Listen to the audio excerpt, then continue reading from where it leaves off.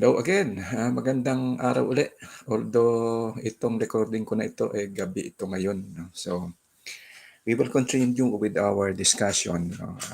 I hope you enjoyed listening and learning about the introduction in economics, But we will continue with the discussion. This is more detailed discussions of the principles, the concepts ng economics, no. So let us start with the basic production concept. Okay. Ano ba itong basic production concept na ito? At previously, I mentioned about the factors of production like land, labor, capital, and enterprise or entrepreneurship, no? Yung enterprise kasi business. And then yung taong namamahala noon is the entrepreneur. So, we were able to study the various factors of production, capital, entrepreneurship, land and labor.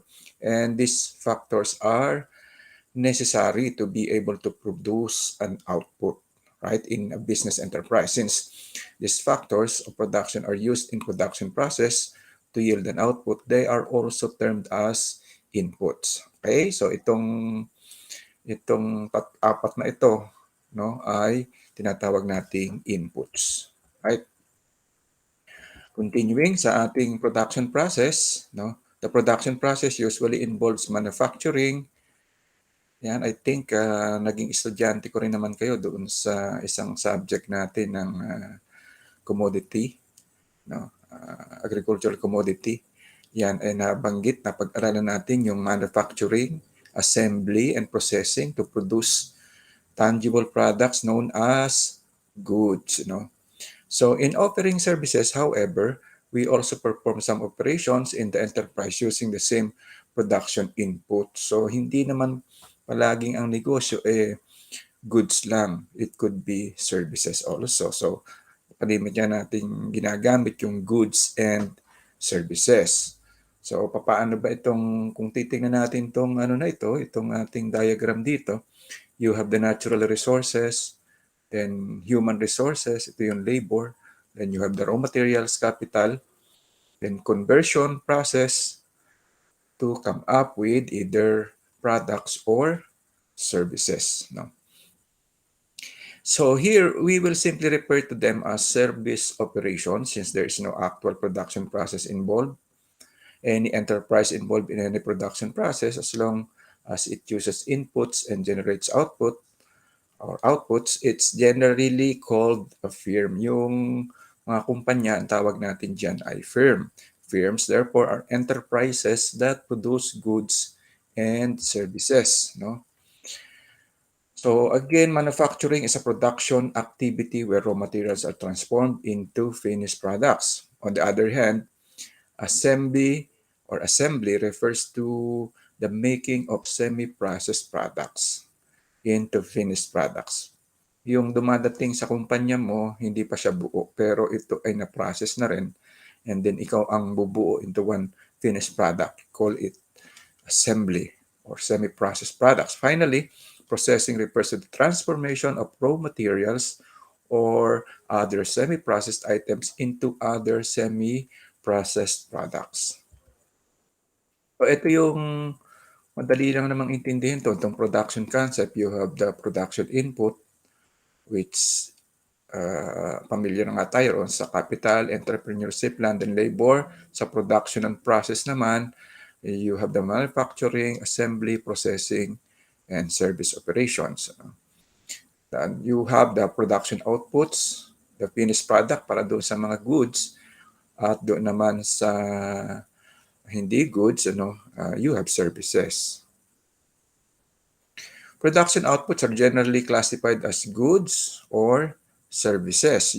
Goods usually come out as semi-processed products that need further processing before final use, or as finished products that are ready to be used. Semi-processed products are usually made for industrial users, while finished products are for end users. So yun lang ang difference niya. Yung semi-processed para sa mga kumpanya, sa mga factory, yun. No? who are called consumers in general. Ito yung ating mga end users. So in some instances, the output of the firm is an input for other firms. For example, steel, yung bakal, is the final output of National Steel Corporation of the Philippines, but Toyota Motor Philippines. But for Toyota Motor Philippines, it is a raw material together with labor, machines, and tools that comprise inputs to produce Toyota cars. All these production inputs and processes involve, siyempre, cost, gastos, which may be classified into, ito yung mga classification ng cost, fixed cost, or variable cost. Fixed cost may also be termed as fixed factors or fixed inputs, and variable factors or variable inputs of production. Okay, letter B na tayo. Don't know if narinig nyo na itong short run versus long run. No?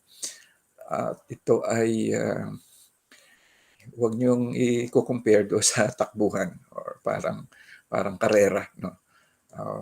Do not imagine as a person who's running into a race.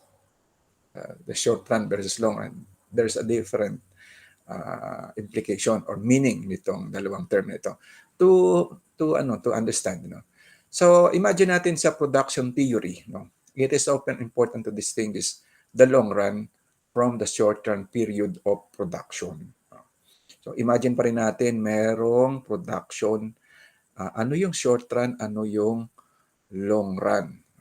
The difference is not based on time but on the production inputs. Doon sa mga kinakailangang gamit para makapag-produce ka ng iyong mga goods. In the short run, the use of at least one factor of production cannot be changed.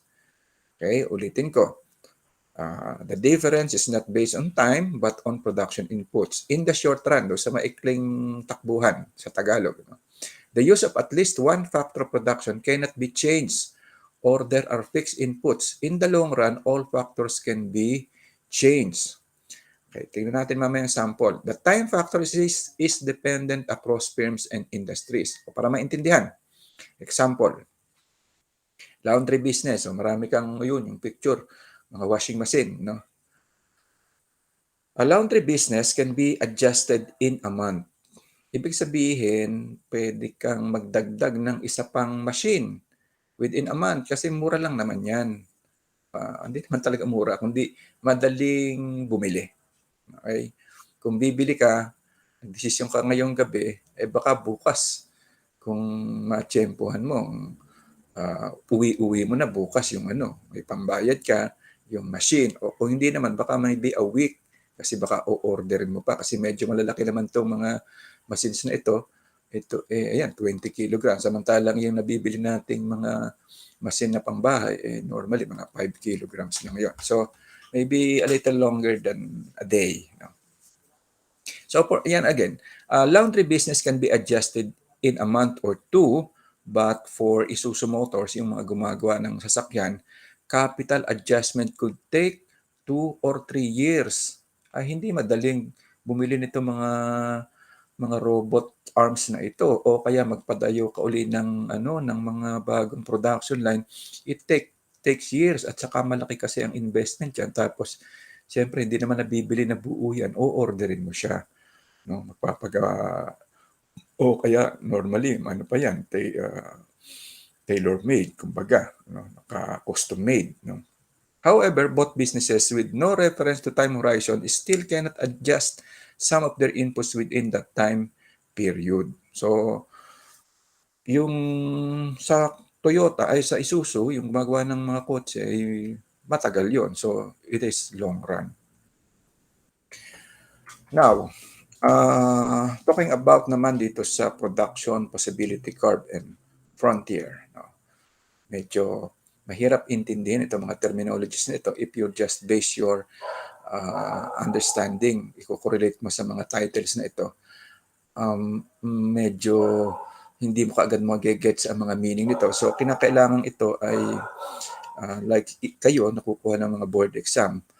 ito ay dapat medyo malimit yung naririnig at malimit mong binabalik-balikan ang meaning nito because it could be easily forgotten or could be easily ano kayo, parang malito. Ano bang ibig sabihin because napakaraming mga terminologies na not everyday na maririnig. So ano ba itong production possibility curve na ito? So production, ating hati-hatiin. Production and then posibilidad curve. So dito sa graph dito, may makikita kayong curve.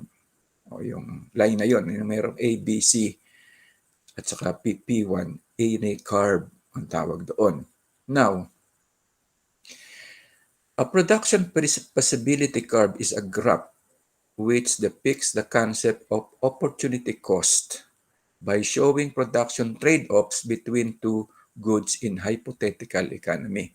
Noong first lecture ko sa inyo, meron akong nabanggit na mga choices.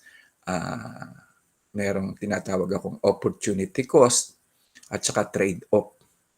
Palit. Ibig sabihin, when you get something, yung isang bagay hindi mo nakuha o baka 30% of something, 70% of another thing. So parang mini-mix and match mo siya rather than getting it na isa lang pero lahat ng iyong budget na andoon, ang inisip mo ay dalawang kombinasyon. So normally, two factors ang pinag-uusapan dito and in this case, capital goods and consumer goods.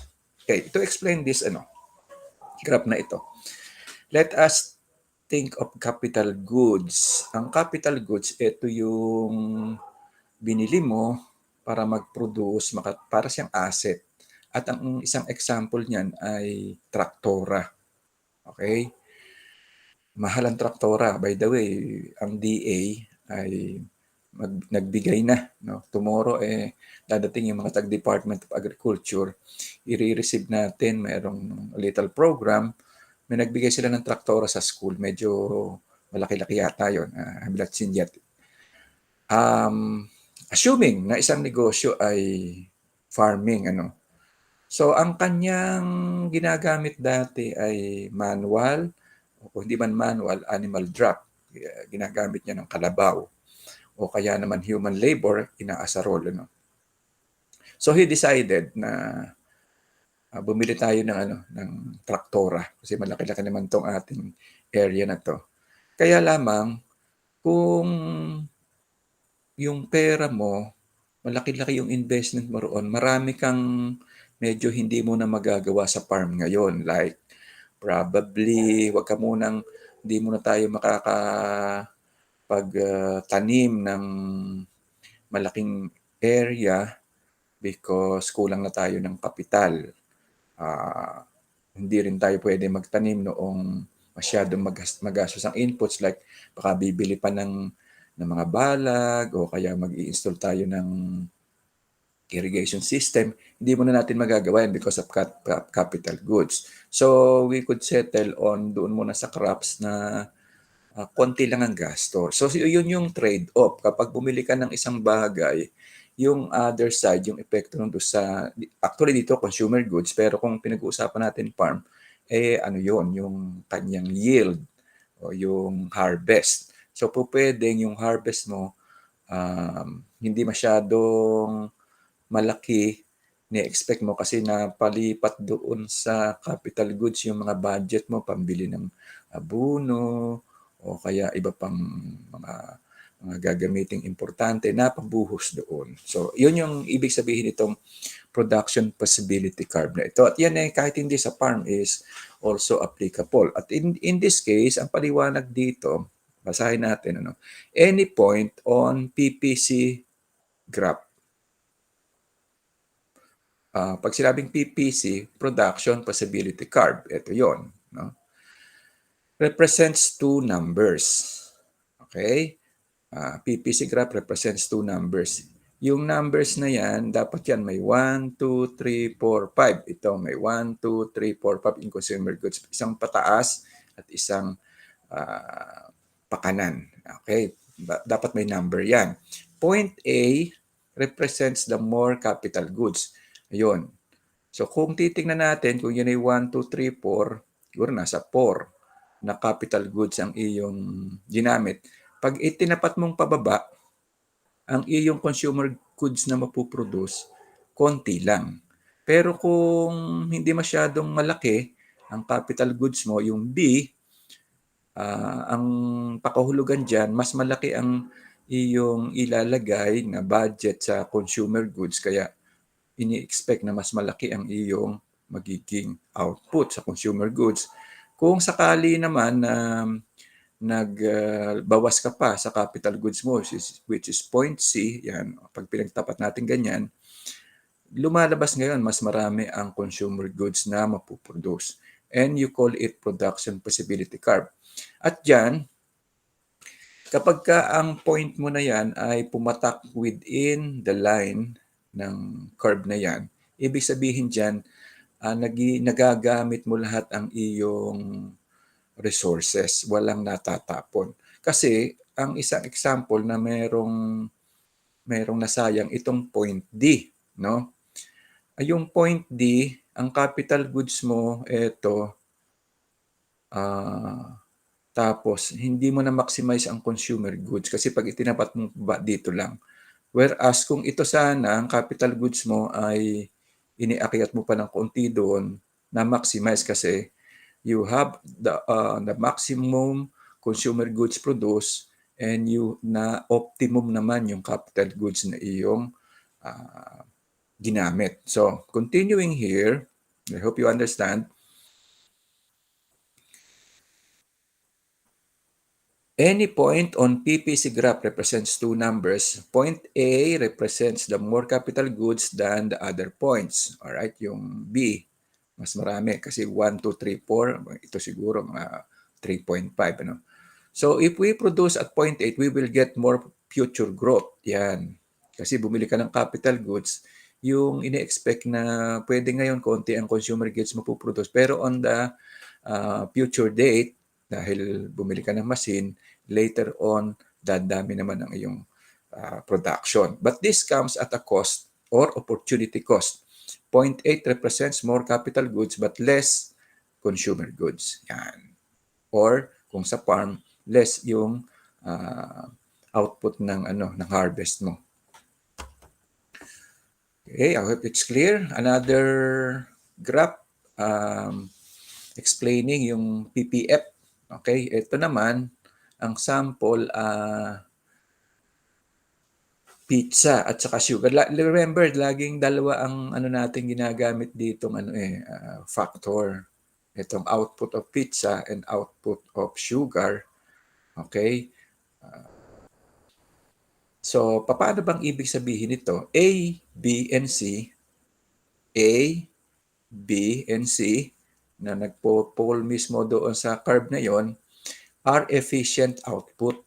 Ibig sabihin, na-utilize mo yung output ng pizza at na-utilize mo lahat din yung output ng sugar. Parang walang nasayang.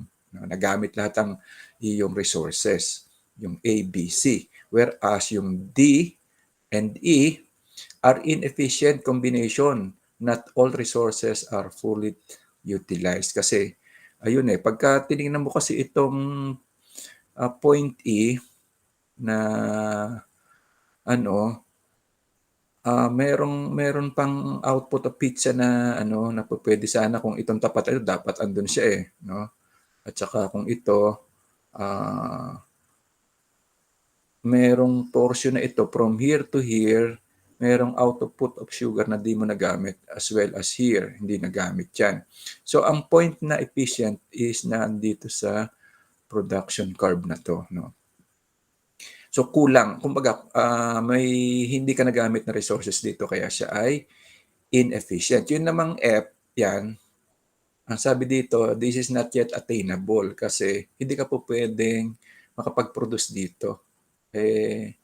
Lampas lampas doon sa output mo at ng pizza and sugar, even a combination of it, you cannot produce here sa labas ng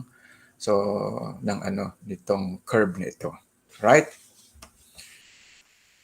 So, let's go to, kasi nabanggit na nga natin yung efficiency, no? Pag-usapan naman natin ano ibig sabihin ng efficiency, no? Efficiency relates to the amount of input needed to produce an output. So, ang formula, actual output over standard output. Okay? Remember yan, doon sa kapag kayo ay nag-EDP, merong kayong target ng dami ng inyong ma-harvest kung yan crops, ano. Kung sa animals naman, target number of kilos, no. Kung ang pagbabatayan natin, kunyari yung sa crops, dami ng fertilizer na nagamit mo kumpara sa harvest, yung isa, napakaraming ginamit na fertilizer, yung isa, katamtaman lang, pero ang kanyang output, pareho lang. So, naging mas magastos pa yung isang maraming ginamit na fertilizer, kaya hindi siya gaanong efficient. Kasi, pwede pala namang maybe kalahati lang yung ginamit mo, same lang naman. Kaya, kalimitan sa mga production process, meron ng tinatawag na standard. Even sa pagtatanim, even sa pag-aalaga ng baboy o ng mga manok, mababasa na natin yung mga standard na ganun karami ang pakakain natin araw-araw. Halimbawa sa mga chicken, ang feeds niyan 110 grams a day lang. Sa baboy ay hindi ko masyadong alam sa baboy ang weight kung gaano ang kanyang pakain. Kung sa aso naman, isang cup nga lang ng dog food. Na ang ibig sabihin noon, kapag yun ay sinobrahan mo pa roon, pwedeng mas mataba, pero pag pinagkumpara mo yung ginastos mo at saka yung magiging output mo, hindi siya gaanong kagandahan ng resulta as efficient kung susundan natin yung standard. Kasi remember, business ito. Gusto nating mababa ang gastos at yung kanyang output within the standard. So, yan yung ibig sabihin ng efficiency. The more efficient an economy is, the less inputs are needed to produce the same level, if not higher level of output. For an economy to become efficient, it should be able to achieve full employment of full full use of its resources and or attain full production. Ang isang sample, kung yan ay factory, meron kang sandaang empleyadong sinusweldohan araw-araw, para maging efficient, kinakailangan yung 100 sinusweldo mo ay walang nasasayang na oras. Baka kasi 80 lang ang nagtatrabaho, yung 20, yung pala nag-iintay ng magagawa ng 80 at saka niya gagawin. No? So sayang yung time na siya ay kwentuhan lang sila na kwentuhan. Yun yung sinasabi natin na efficiency. Less ang kanyang cost. Meron tayong isang klase ng efficiency, ang tawag dito ay allocative efficiency. And by the word allocative, allocation.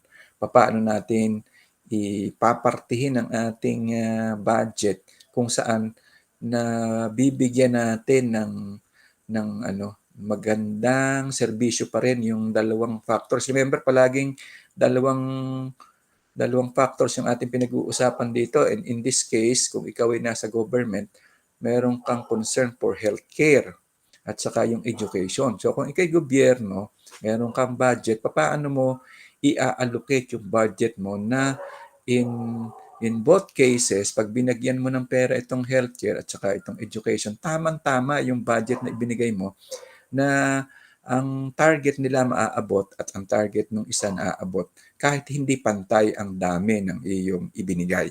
Alright? Kahit mas malaki sa healthcare, mababa sa education, pero ang resulta niya, yung lahat ng target ng education na abot, lahat ng target ng healthcare na abot din. So, yung tawag doon ay allocative efficiency, and it is attained when firms produce these goods or those goods and services most valued or most demanded by society. This means scarce resources are allocated to the production of the goods and services so that consumer wants and needs are met in the best way possible. Okay, allocative efficiency. Meron namang tinatawag na productive efficiency. Ano naman itong productive efficiency? May be attained when economy uses the least amount of resources to produce a given good or service or output is being produced at the lowest possible unit cost. So, in this case, ang iyong pinagkukumpara naman dito ay wood at saka food. Yung wood ginagamit sa panggatong para makapagluto ng pagkain. So, merong point na dyan, yung 35 and 35 din. Parang 35 yan. Ang food 35, ang wood 35 din. So, ito yung ibig sabihin, 35 units of food ang magagamit mo to produce 35 units of food. Kung ang na-produce mo lang 15 units of food, kahit na pa 15 units din lang ang wood na nagamit mo, hindi siya efficient kasi pwede pa lang mas marami kang ma-produce na good. At yun namang isang nasa taas na ano roon, na square na red, not attainable. It's not possible na magkaroon ka ng 45 na unit of food na gumamit ka ng 55 or 50 units of food. It's not possible kasi kumbaga maraming factors na hindi na magagawa yan. So the most efficient point there is yung nasa within the yung line na naka-incline na yan. Right?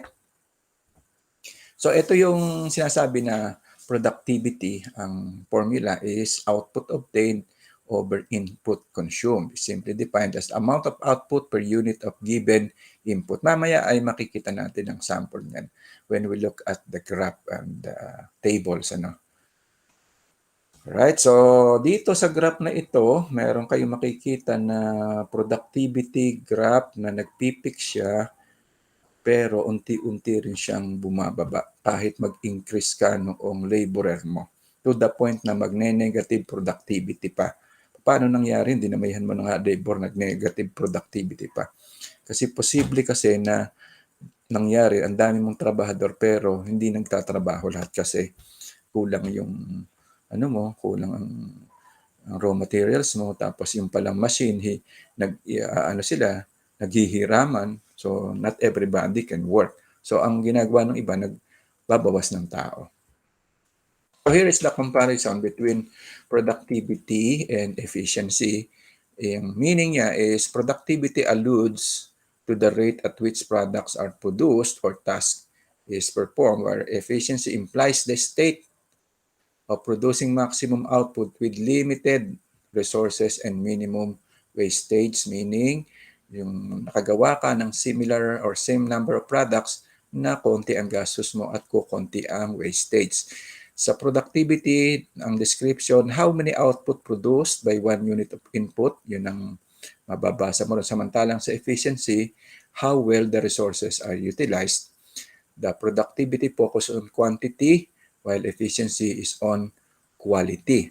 The ratio is output to input. The other one is actual output to standard output. Yun yung kanina sinasabi ko, may mga standard doon mo ibabase yung performance mo kung siya ay with pumapantay ba doon sa standard. Kasi halimbawa nag-alaga ng baboy, minsan kasi after mga 4 months, 90 kilograms na hanggang 100 kilograms. Sample yun.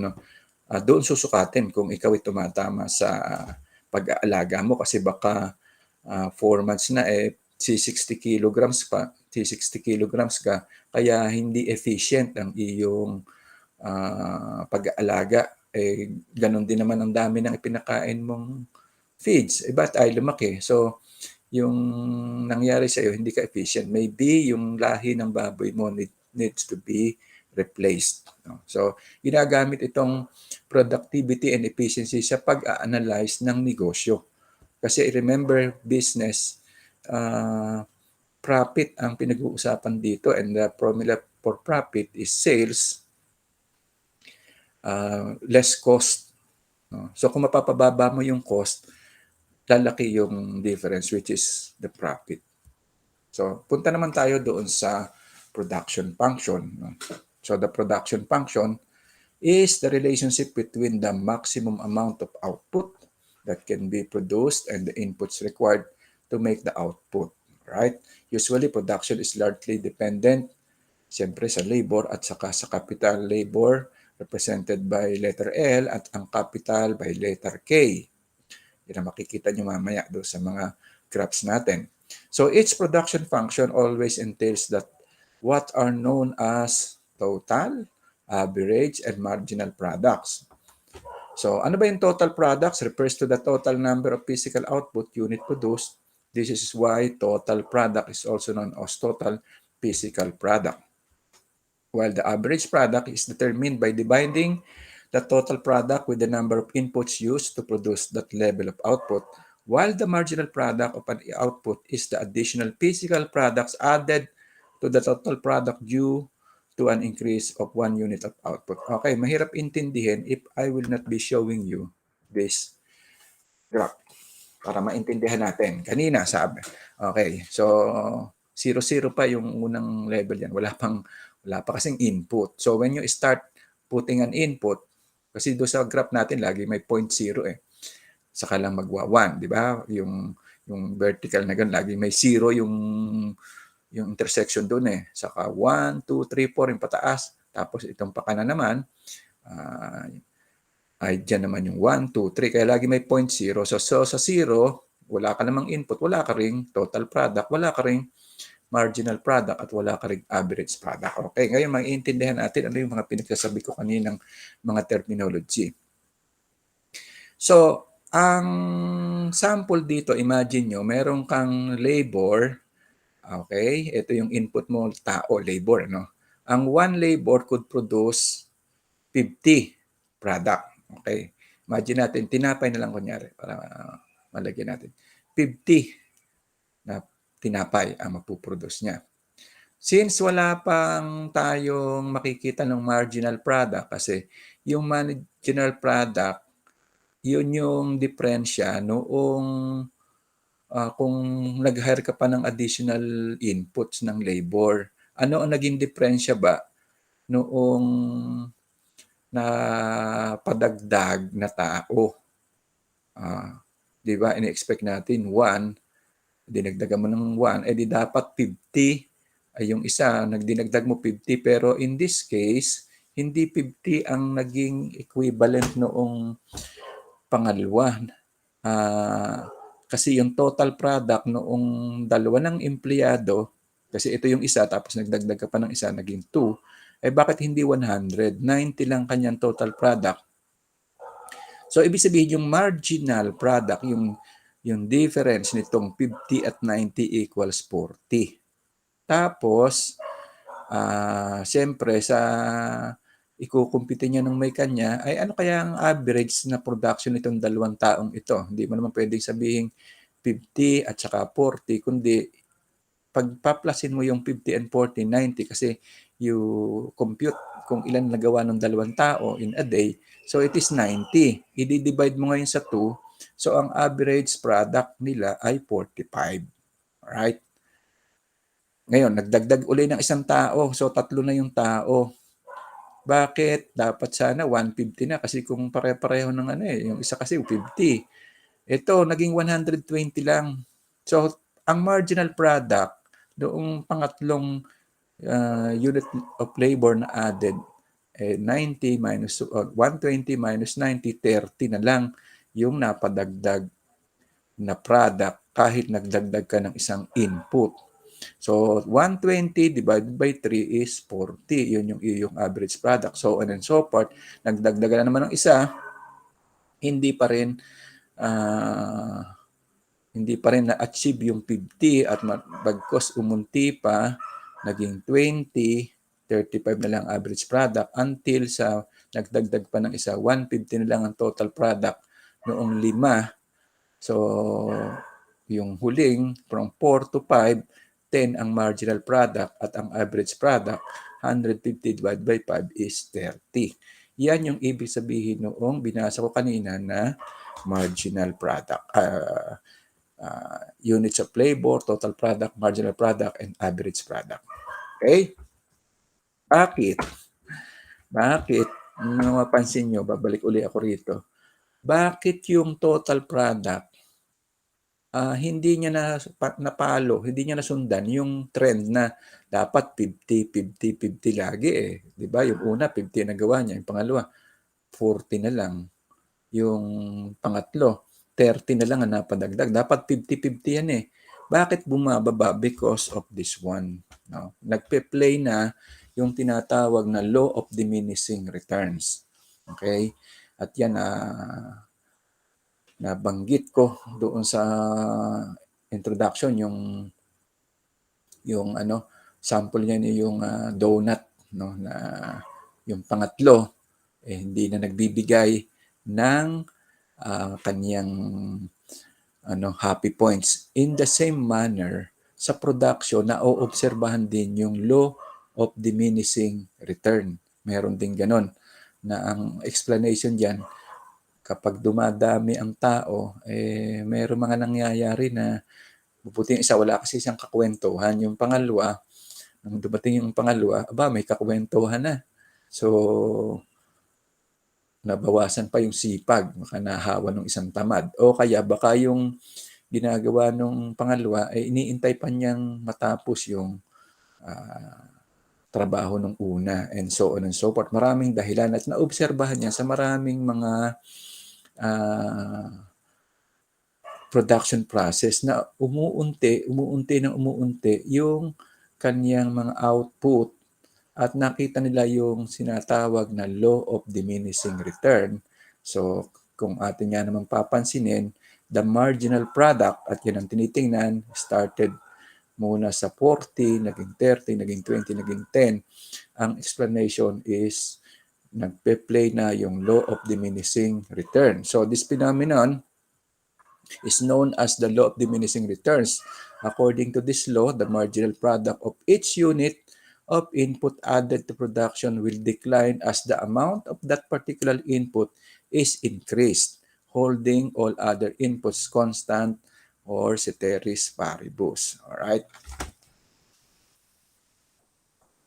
So ngayon, kung i-apply natin ngayon yung prinsipyong iyan sa tunay na negosyo, the law of diminishing returns has been defined by economists in the following way: as the proportion of one factor in a combination of factors is increased after a point. Okay? Ano bang point yun? Yun, yung after a point. Una kasi pataas. Titingnan natin kanina, tumataas, pero may point na siya ay pababa. Okay? So nag-i-increase siya after a point, then first the marginal and then the average product of the factor will diminish. Okay? Total output at saka total input. At merong mga papapansin kayong mga division dito na sinasabi the most productive part ay ito. Here, your input leads to productive returns. It pays to invest more time and effort here dito. Yung paakyat pa ang mga output dito. This is the point of diminishing return. Yan. Ibig sabihin, umaakyat pa rin. Ito yung point of diminishing return. Umaakyat pa rin pero mahina na ang pag-akyat. Yan. Dito, mabilis pa ang pag-akyat. Yan dito, mahina na ang pag-akyat. At to the point na ang maximum yield ay pababa na. So, diminishing return na rito ang tawag yan, kahit paakyat pero ang rate of increase ay pababa na. Each added inputs leads to a decreasing rate of output. It's best to stop somewhere within this space. Tapos, meron ka na makikitang negative returns. Never get here, not only do you not get a return for your effort, you decrease your overall output. So ito, actually ay makikita lang ito ng mga observant na mga managers if you analyze very well your investment, your fixed expenses and all other expenses versus yung sale mo, mapapansin mo not that nagdagdag ka ng input mo ay kasing bilis pa rin. Palagi, at ito, ay since ito ay mga theoretical, hindi mo malamang saang point. Hindi mo malalaman yan. Unless you get the data na nangyari na and then you analyze. Doon pala, kailangan pala ang worker natin hanggang 15 lang. After 15, nagdagdag pa tayo ng isa, 16, 17, yung 20 natin. Yung ina-expect nating dami ng mapuproduce, hindi nangyari because nagkakaroon na ng diminishing return. So, assumption in the law of diminishing returns is this. The law of diminishing returns is valid when the following conditions are fulfilled. Nangyayari lamang yung pagbaksak nga na nakikitang iyon ng umuunti na ng umuunti yung kanyang marginal returns. The state of technology is given. Only one factor is varied and all other factors remain fixed. The fixed factor and the variable factor are combined together in variable proportion in the process of production. The units of the variable factor are homogeneous and the law operates in the short run. Ano ba yung short run? Yung sample natin kanina, yung washing machine. Kasi yung isa, sa long run, yung sample yung mga kotse, matagal mo ba bago makita ang epekto. So nakikita lang yung diminishing returns sa mga short run na mga negosyo. So, ang sample dito sa sketch explanation na ito, sabi niya, low diminishing returns. At some point, more of the same stops paying. So, sabi, may kasabihan kasi na, pag marami ang chef, ay nai-spoil ang broth, napapanis. Ayan.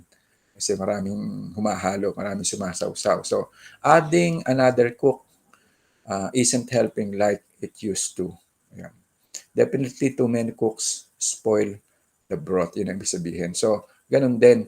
Yan ay pinapag-aralan talaga sa mga negosyo. Ano ang tamang dami lamang ng factors of production ang kailangan natin? Kasi inoobserbahan nila na somewhere there ay bababa ang ating marginal output.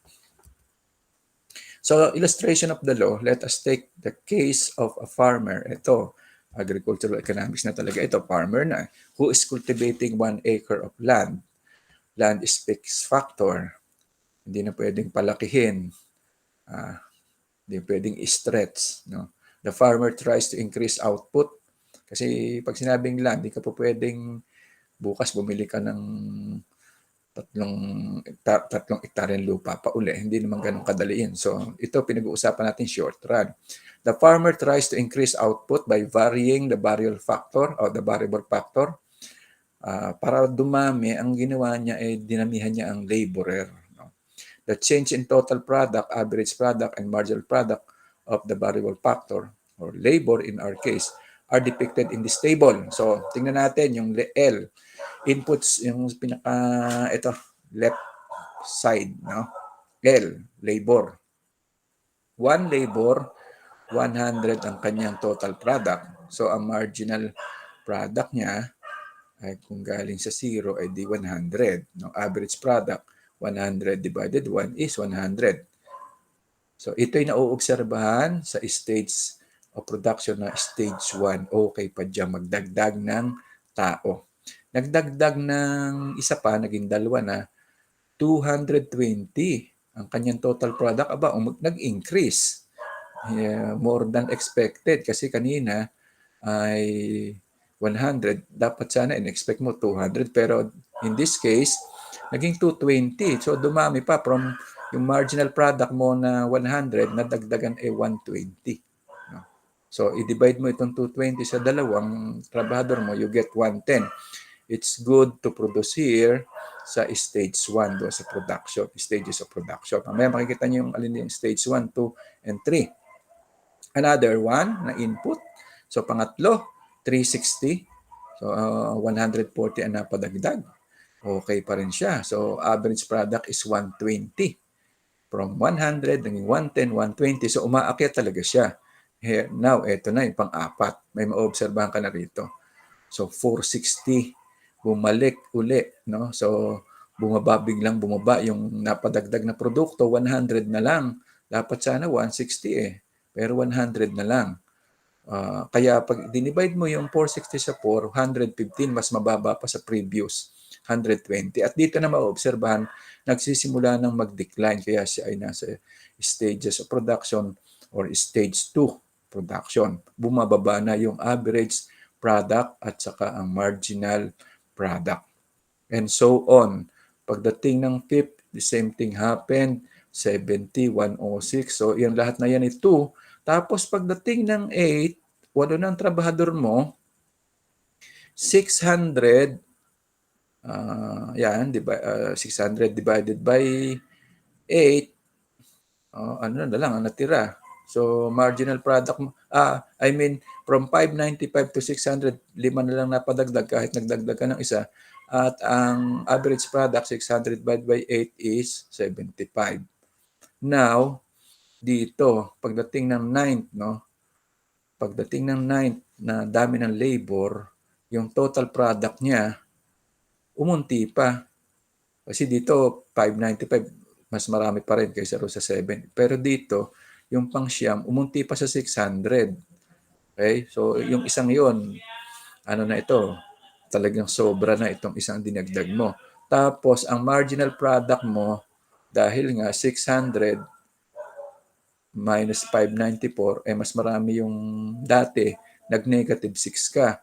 At ang average product mo ay bumagsak pa ulit to 66. Kaya ang tawag dito ay stages of production ay stage 3, kung saan negatibo na ang iyong marginal product as similar to 10th number of input or labor, negative 34 na. So dito, dapat alerto na ang mga manager, ang mga business owner na huwag ka na makarating sa 3. So ito ay mapapansin mo lamang if you make good analysis using ito mga tables na ganito para makita mo kung worthy pa ba na magdagdag ng laborer.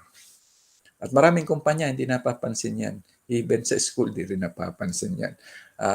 Only if you do those economic analysis. So, yan yung sinasabi natin na mga stages, stage 1, 2, and 3. At yun naman, na-describe ko kanina sa stage 1, ang marginal product ay parehong increasing as well as average product. Sa stage 1 ay ganun din, reaching a maximum and begins to diminish and continues to increase naman ang average product. So, ayan. So, sa stage 2, to the point na nag-zero, at stage 3, negatibo na siya. So, ayan. Ito yung kanyang description. At pag in-graph natin yung mga total product, marginal product, and average product, ay ayan yan. Ayan, pagka-analyze nyo na lang later, but this is stage 1, stage 2, stage 3. So, the best na dito ka magpuproduce ay sa stage 1. Sa stage 2, negatibo na yan. Pabaksak na ang palugi, ang negosyo. Hindi naman palugi, kundi sobra na ang magiging expenses mo. Paliit na ng paliit ang tubo mo dyan. Okay? So, ayan yon. Stage 1, 2, and 3. Right? So, the same explanation pa rin noong kanina between marginal product and average product at different stages. Okay, stage 1, the proportion of variable factor to fixed factor is low. Ayan. So, ginamit natin sample dito yung mga waiter. No? Stage 2, nagdagdag ka, pero mas magulo. Lalo na nung stage 3, merong hindi na pala nakakapag-serve kasi kulang ang, ibig sabihin, yung kliyente, baka mas marami pa ang waiter kaysa sa mga customers. No? So, yan yung stage 3. So, at stage 3, no, I think this is the last slide, is considered as an irrational pace of production. Therefore, stage 3 is considered as an irrational pace of production. Nevertheless, it is quite likely that a firm lacking perfect knowledge, yung sinasabi ko kanina, hindi niya alam, may be operating in this stage. In agriculture, this may be found to be very common. For instance, some economists have explained evidence of overcrowding of broilers and layers in poultry houses. sinisiksik yung kulungan, ito naman ay mayroong tinatawag na per square meter lang na capacity.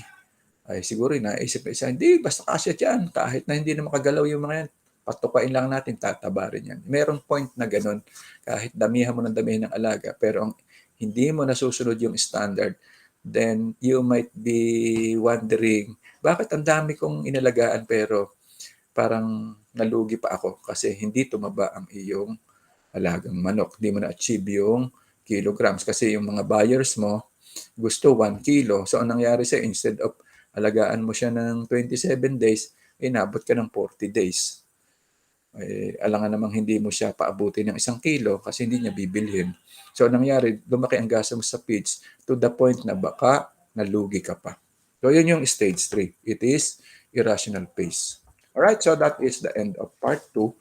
At siyempre, meron pa tayong part 3 but that will be on another day. Thank you very much for listening again.